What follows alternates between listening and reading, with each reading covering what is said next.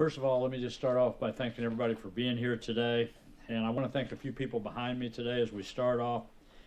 First of all, I want to thank the mayor of St. Louis, Lyda Krewson, for being here today and working together with me. St. Louis County Executive Director Sam Page with us here today. The U.S. representatives from the U.S. Prosecuting Attorney Jeff Jensen's office.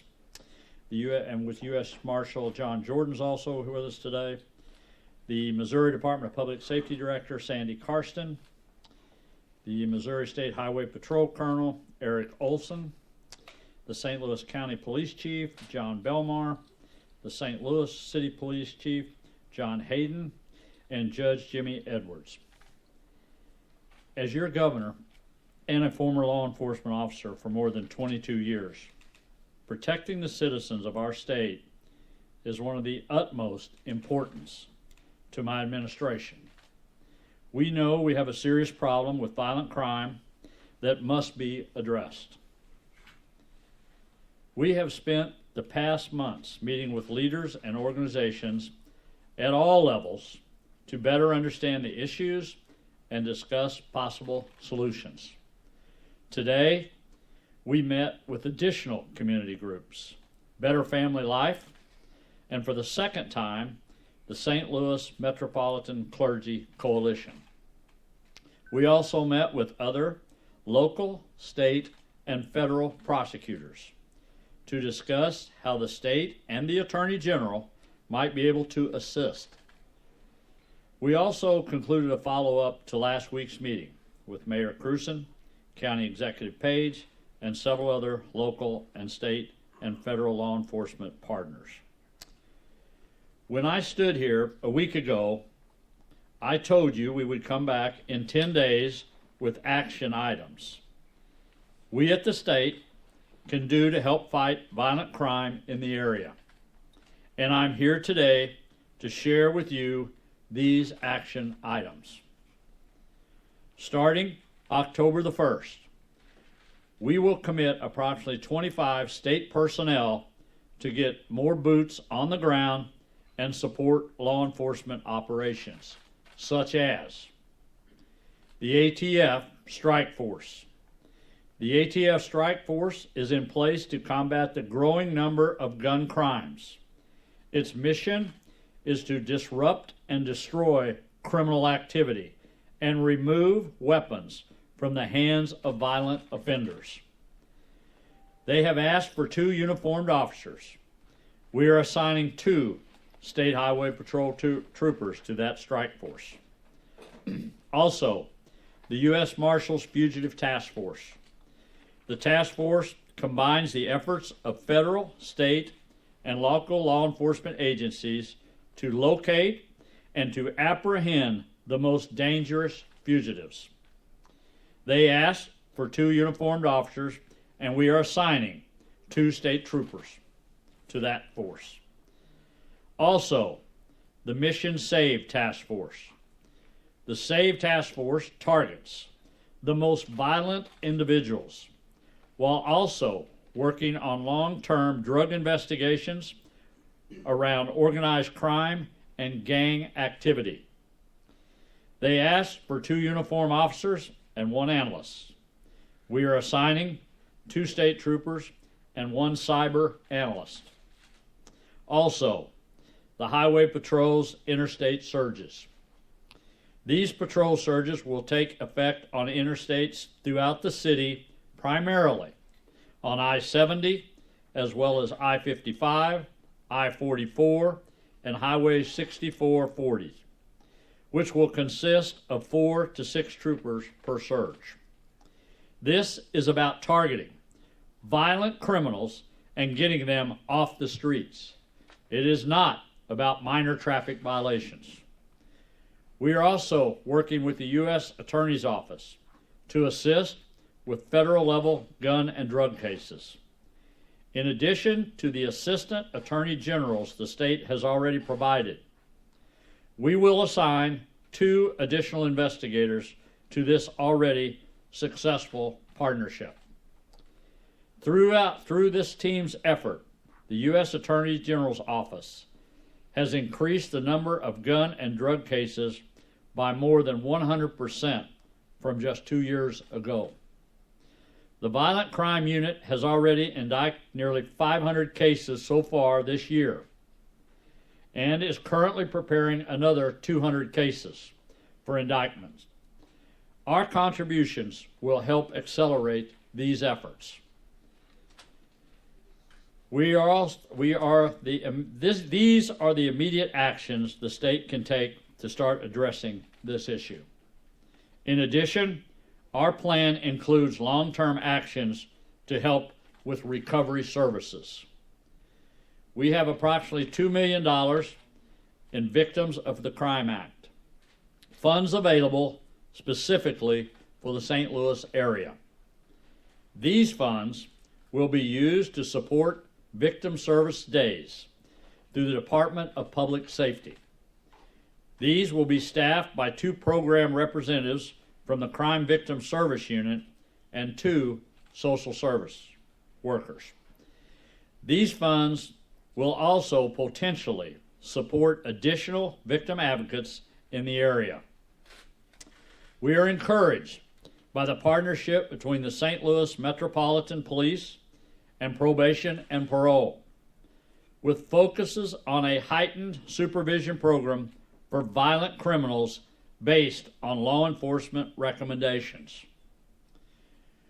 We are encouraged by the forward progress the St. Louis Metropolitan, St. Louis County Police Departments have made on infrastructure needs such as the MetroLink coverage, shot spotters, and license plate readers and cameras. We are committed to doing all that we can at the state level, but we cannot do it alone. It is truly a team effort, and everyone has to do their job and commit to working together to keep Missouri safe. I want to be clear that this isn't just a St. Louis, a Kansas City, or Springfield problem. It is a Missouri problem, and it must be addressed. None of us, no matter where we're from, want to see our children being shot in the streets. That's not who we are in this state. We as parents and grandparents, it's about protecting our children. It's about protecting our communities. And the only way we can do that is by working together. Working together not only with the federal and state agencies, but also local agencies, especially local law enforcement. I would also like to say this. If you talk to any county or city police department, there are hundreds of unfilled law enforcement positions in our state, simply because less and less people want to work in that arena. They do a job that most people don't want to do, but others expect them to do it when the call comes. They are on the front line, response for Missourians. We must support them and give them the respect they deserve, because we cannot fix the problem without them. If we are to change violent crime acts across the state, we must work together. We must do our jobs. We must support law enforcement officers to accomplish these goals. And we must start prioritizing the prevention of crime in this state. Now I'm going to ask the mayor to make a few comments. Thank you. Mayor. Thank you. Good afternoon, everyone. Thank you for being here. I appreciate the governor and the work that we've done together over the last few weeks. Gun violence is the most pressing issue in our region. Easy access to guns, generational poverty, lack of opportunity have all contributed to the violence that we are seeing across our region. Everyone up here understands the gravity and the urgency of this moment. We all understand that cooperation is the way forward, the only way forward. Thank you, Governor Parsons, for your commitment, Highway Patrol's presence in the city, and to the 3 joint task forces. Thank you for funding additional license plate readers. Thank you for helping us to increase the capacity of our ShotSpotter coverage in the city and county. As you know, we've also been working with our federal partners. In July, our police officers started working with the Atf Strike Force, focusing on getting guns off of our streets and the most violent criminals off of our street. We have partnered with the U.S. Attorney's Office to take cases federal. So far this year, they've referred, as you just heard before, 1,000 cases. We've set aside $500,000 in the city budget to begin the Cure Violence program. And just yesterday, we set aside another $1.5 million for violence prevention alternatives. We're working with Dr. Page and the county and Chief Belmar on adding more officers to Metrolink, and I thank them for that. But it's not just about enforcement. We're also always working on the prevention side. We are helping to stabilize our neighborhoods with our vacancy initiatives. We're putting many more resources into our jobs programs, especially summer jobs for young people. This summer we had almost 1,000 young people with a summer job. And I'm convinced that that makes a difference for a lifetime for those young people who begin with a summer job. Job training, some financial training, have the feeling of pride and a job well done. That's a great start on prevention. And this week I signed an executive order creating the position of Director of Children, Youth, and Families. I specifically made this a cabinet level position because it's so important. The position will help us ensure the positive development of children and families by, in part, mobilizing resources in our community and creating an action plan for children, youth, and families.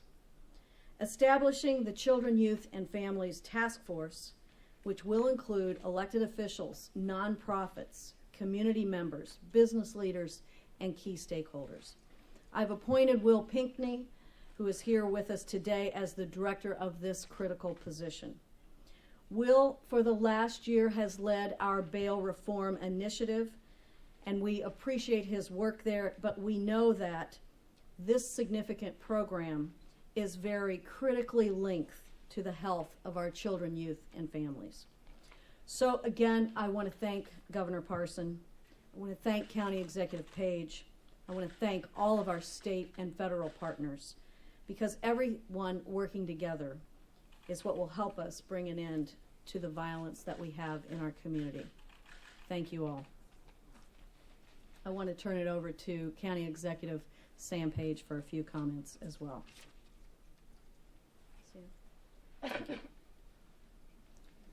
Thank you, Mayor.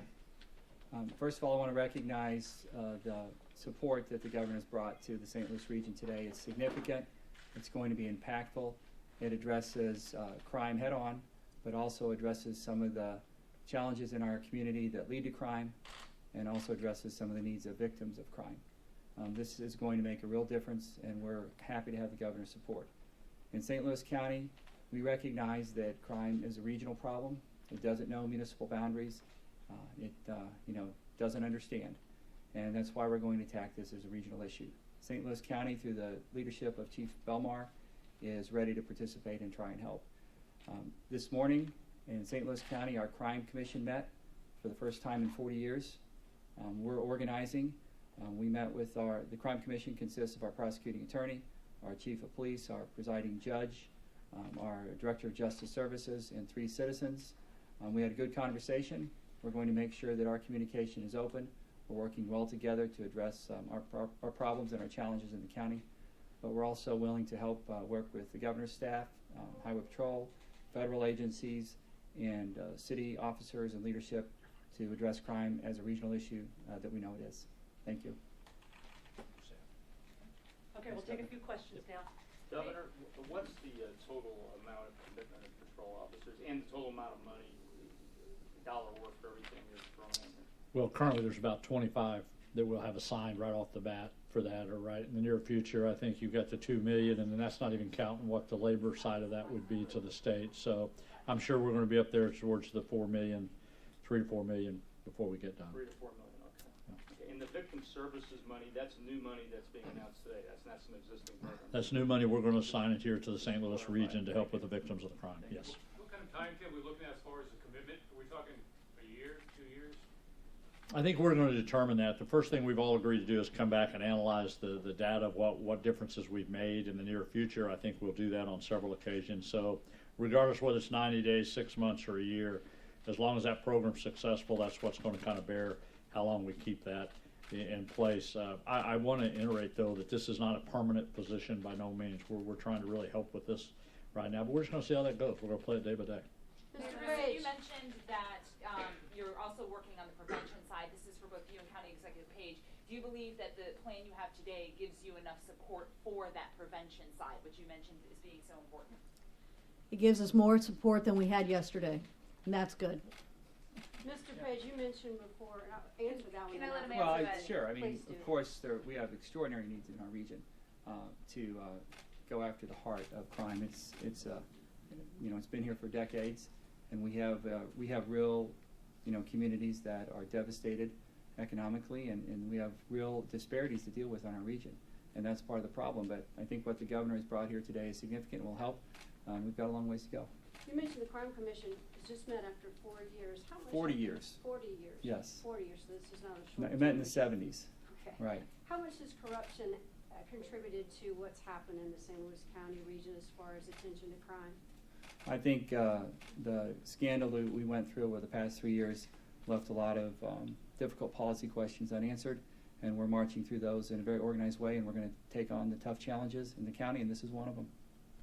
Governor, our city and county leaders have said there are simply too many guns in our region. What more can be done at a state level to allow these offices that are right here to do something about the guns that are on our streets? Right, I think that's going to be a legislative process. They're going to have to go through that. I think you've heard the Speaker and the President Pro Tem of the Senate both agree to have task force to address that issue, but it'll have to be addressed in this state on the legislative process. I want to add one thing to this that I maybe didn't say in the opening remarks, but I want to be clarified. This problem that we're all trying to deal with happened long before any of us was in the positions we were in. This has been decades of this process of happening, of what we're dealing with. It's unfortunate, very unfortunate, all of a sudden become children. They become involved and we're dying in the streets. But regardless whether it's children or anybody, they don't deserve to die the way people are dying in our state right now. So I think it's important to know that this is not going to be fixed overnight.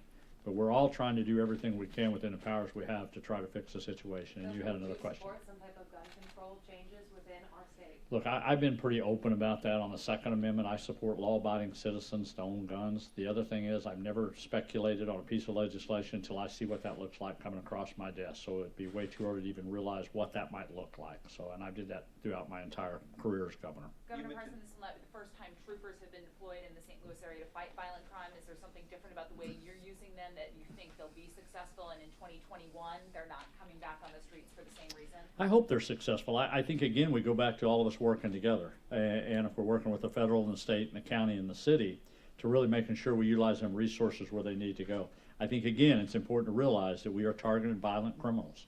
It is who we're going after here on that. And I think it's important. We'll take one more question, sir. Could you explain the surge a little bit more on the highways? What was the plan? You know what, I'll let the director speak to that if you want to do that, or the colonel, either one, whoever wants to take that question. Eric? Yes, sir. Absolutely. We will focus and we'll, of course, work closely with Chief Hayden to determine the best operational periods for us to work in the city, whether that be at rush hour or on evenings or overnight during the weekends. But we're going to keep that very diverse and look for these opportunities. And again, we'll work closely with the city to determine when our assets could be best used. But you're not focusing this time around on traffic stuff. It's going to be Well, crime investigations. we know that criminals utilize the interstate system to move around. So, and we will be there to enforce the laws and carry out our mission. How will you ensure that they are then a lot of those cases got dismissed that you guys ticketed and put things out like that. Is something different going to happen this time around? Well, I can tell you we have an open dialogue with the Circuit Attorney's Office, and we'll continue that. But really the foundation for policing and for the troopers will be to observe and document criminal behavior, and we present cases to the prosecutor, and they decide what to prosecute. Okay, thank you very much for all. Thank you all.